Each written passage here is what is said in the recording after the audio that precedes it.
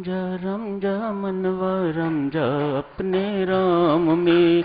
रम जा मनवा। ओ रम जा मनवा रम जा अपने राम में। रम जा ओ रम जा मनवा रम जा अपने राम में। रम जा रम जा मनवा रम जा अपने राम में। रम जा ओ रम जा मनवा रम जा अपने राम में। रम जा मनवा ओ रम जा मनवा रम जा अपने राम में। रम जा मनवा ओ रम जा मनवा रम जा अपने राम में। रम जा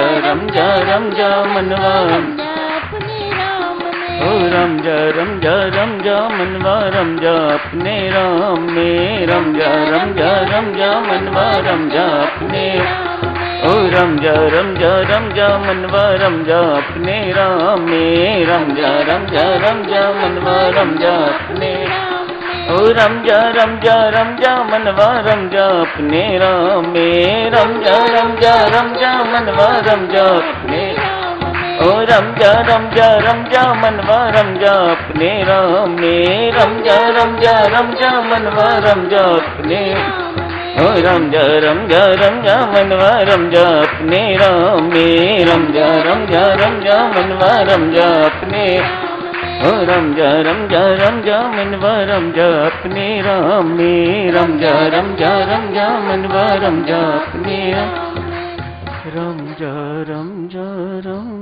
मनवा रम जा अपने राम में। पूज्यपाद स्वामी जी महाराज ने आज साधु मन को प्रबोधन का प्रसंग समाप्त कर दिया है। मन को साधु कोई बकरा कहता है, कोई घोड़ा कहता है, कोई दर्पण कहता है, कोई छुरा कहता है। ये है क्या मन? आज थोड़ी चर्चा यहीं से शुरू कर लेते हैं, जारी रहेगी आगामी दिनों में ये चर्चा। उपनिषदों में वर्णन आता है, शरीर को रथ कहा जाता है। जीवात्मा उस रथ के रथी हैं, सवार करने वाले, सवारी करने वाले। बुद्धि सारथी है, रथ को चलाने वाली। मन लगाम है, इंद्रियां घोड़े हैं और विषय मार्ग है।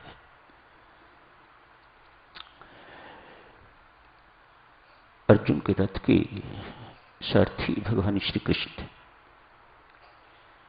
अर्जुन तो रथी थे, उस पर सवार गीताचार्य भगवान श्री कृष्ण स्वयं सारथी थे।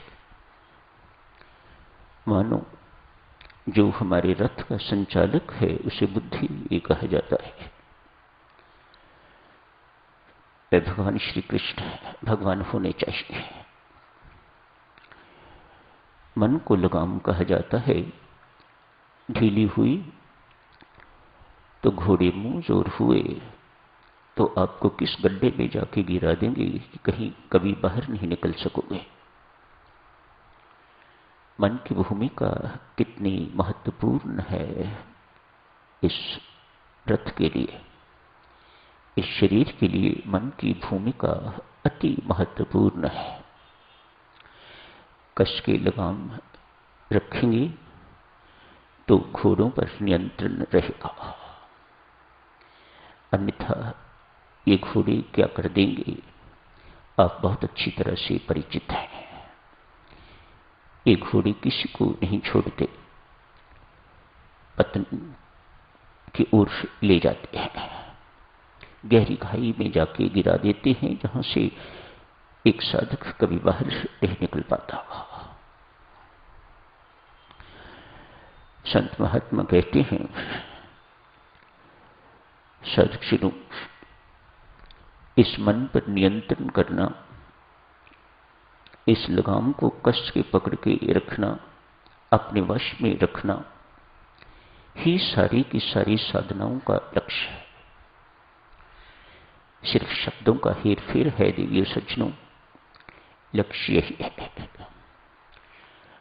मनोनिग्रह, मन पर नियंत्रण, मन का पवित्रीकरण, मन का शुद्धिकरण, मन को निरोग बनाना, ये सब एक ही बात है, इसमें कोई भेद की बात नहीं है। सारी की सारी साधनाओं का लक्ष्य साधक जनो यही है। जब तक ये नहीं हो पाएगा तब तक साधक जनो भीतर विराजमान परमात्मा का बिंब प्रतिबिंबित नहीं हो पाएगा। अतएव इस मन को दर्पण कहा जाता है। दर्पण जितना साफ होगा उतना प्रतिबिंब भी आपको साफ दिखाई देगा।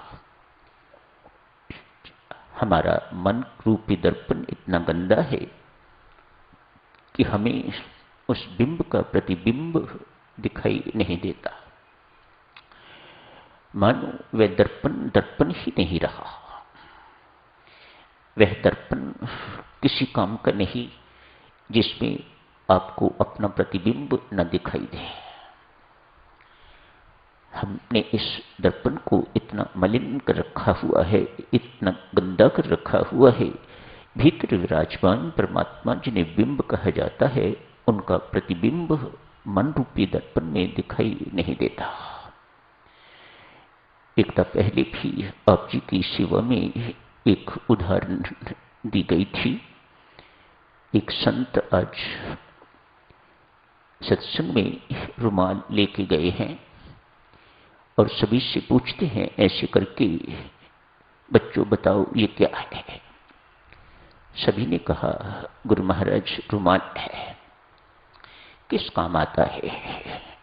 सभी ने बताया इस काम के लिए आता है, मुख साफ करना हो, हाथ साफ करने हो, पसीना आ गया है उसे साफ करना हो, कोई गंदगी है उसे साफ करने के लिए रुमाल का प्रयोग होता है। शाबाश गुरु महाराज, बहुत प्रसन्न, बहुत सही उत्तर आपने दिया। गुरु महाराज सत्संग में बैठे बैठे ही साधक उस रुमाल पर अनेक गांठें लगा देते हैं और कहते हैं अब क्या है। कहते हैं रुमाल ही है गुरु महाराज, क्या ये काम अभी भी पोंछने का, सफाई का कर सकता है कि नहीं कर सकता। सभी ने कहा महाराज अब ये वे काम तो नहीं कर सकता। क्यों, इसमें गांठें पड़ गई हैं। ये गांठें यदि खोल दी जाएं तो रुमाल फिर सदुपयोग किया जा सकता है, उसका सही उपयोग किया जा सकता है। अपने मन रूपी दर्पण में भी साधक हमने इसी प्रकार की गांठें डाल रखी हुई हैं, इसी प्रकार की गंदगी डाल रखी हुई है कि मन का जो सही उपयोग होना चाहिए, जो सदुपयोग होना चाहिए, वह हम नहीं कर पा रहे हैं। वह मन अतएव विषयासक्त है और काम तो वह बहुत करता है, लेकिन जो काम मन को करना चाहिए, जो काम मन को देना चाहिए, वह दे नहीं पाता। क्यों, उसके अंदर विकार आ गया हुआ है, वह विकृत हो गया हुआ है। आज किसी साधक ने अपने गुरु महाराज से कहा, महाराज जिस वक्त भी ध्यान में बैठता हूं मेरे अंदर एक विचारों का बहुत सा भंडार पैदा हो जाता है, एक बवंडर सा उठ जाता है। सिर्फ ध्यान के वक्त ही नहीं, दिन भर भी मेरी यही हालत है। मैं अमृतवाणी का पाठ करता हूं, उस वक्त भी मैं सिर्फ अमृतवाणी का पाठ नहीं करता, मैं जप करता हूं उस वक्त भी मैं सिर्फ जप नहीं करता, मेरे अंदर तरह तरह के भौतिक विचार उठते रहते हैं। इसी को मन का भटकना कहा जाता है।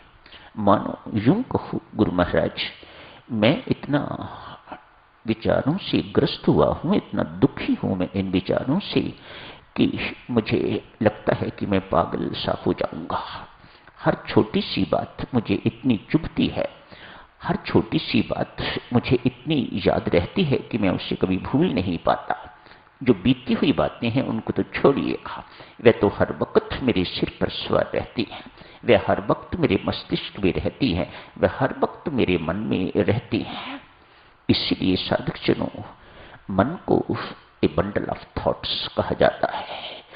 मन नाम का कोई आकार, कोई ऑर्गन हमारे शरीर में नहीं है। It is just a bundle of thoughts. संत महात्मा जो विशेषज्ञ हैं मन के, ये घोषणा करते हैं, mind is nothing but A bundle of thoughts. इन्हीं विचारों से भरा हुआ कुछ गुच्छा है, उसे मन कहा जाता है। हमारे अंदर मस्तिष्क तो है, आंखें तो हैं, हृदय तो है, जिगर है, गुर्दे हैं, हाथ पांव हैं, ये तो ऑर्गन्स हैं। लेकिन मन रूपी कोई ऑर्गन, डॉक्टर्स बैठे हैं यहाँ पर, उनसे पूछ के देखिएगा आप, वो आपको बताएंगे कि मन रूपी कोई ऑर्गन हमारी बॉडी में, हमारे शरीर में नहीं है। It is just a bundle of thoughts. शिष्य कहता है, गुरु महाराज मुझे लगता है मैं बर्बाद हो जाऊंगा। कहने को मैं जप बहुत करता हूं, ध्यान में बैठता हूं, सुबह शाम बैठता हूं, अमृतवाणी का पाठ भी करता हूं, जो कुछ आप कहते हैं मैं सब कुछ करता हूं, उसके बावजूद भी इन विचारों पर मेरा कोई नियंत्रण नहीं है। इट्स ए पिटिएबल कंडीशन, दयनीय दशा। सबकी जिस किसी की भी है देवी सज्जनों, वह दयनीय है, वह दया के पात्र हैं।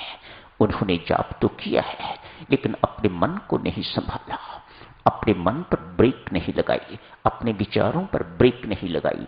आप सोचो, आप गाड़ी ड्राइव करते हो, आप सब कुछ उसमें कर सकते हो, सब कुछ हो सकता होगा। आजकल गियर बदलने की जरूरत नहीं पड़ती, अपने आप बदली जाती है, लेकिन ब्रेक तो आप ही को लगानी पड़ती है, ब्रेक अपने आप नहीं लगती। तो यूं कहिएगा, आपने कभी अपने विचारों पर ब्रेक नहीं लगाई। आपके पास साधन स्वामी जी महाराज ने बड़ा बलवान साधन दिया हुआ है, अति बलशाली साधन दिया हुआ है। अतएव स्वामी जी महाराज फरमाते हैं, जाप इस तरह से करो, इतना करो कि ये आपके विचारों में बस जाए। मानो वह संसारिक विचार आपको ग्रस्त न करें, आप हर वक्त भगवत विचारों में खोए रहो, हर वक्त भगवत विचारों में डूबे रहो। जप करो तो सिर्फ जप करो, उस वक्त आपके अंदर वर्ल्डली थॉट्स जो हैं, भौतिक विचार जो हैं, वह नहीं आने चाहिए। ये साधक बिल्कुल एक ईमानदार साधक है और हमारी तरह का साधक है जैसे हम हैं। हमारे रोगों का एक कारण ये है देवी सज्जनों, सच मानिएगा आप, जिनका अपने विचारों पर नियंत्रण है वह निरोग हो जाएंगे, वह शरीर से भी निरोग हो जाएंगे और आध्यात्मिक निरोगता भी उनमें आ जाएगी। ये सबसे बड़ा रोग है संसारिक विचार। मन का क्या काम है? सिर्फ यही, संकल्प तरह तरह के इसमें उठते हैं, तरह तरह के विकल्प इसमें उठते हैं, बैठते हैं, उठते हैं, बैठते हैं, उठते हैं, बैठते हैं, मानो जॉगिंग सी कर रहे हैं, ताकि व्यक्ति एक ही स्थान पर रहे, कहीं एक पग भी आगे न बढ़ पाए। इन्हीं विचारों के कारण आदमी बच्चा है तो विचारों से घिरा है, विद्यार्थी है तो विचारों से घिरा है, युवक है तो विचारों से घिरा है, और बुढ़ापे का तो कहना ही क्या है। सारे विचार जिंदगी के इकट्ठे होके तो बुढ़ापे में आके उसे पकड़ लेते हैं। आदमी की हालत और दयनीय देखो देवियों, बीता हुआ याद कर करके उसकी हालत ये हो गई है कि आदमी उसे एंजॉय करता है। ये स्मृतियां बहुत अच्छी हैं, अतएव कभी स्मृतियां अच्छी भी होंगी तो कभी ये स्मृतियां दुखदायी भी होंगी।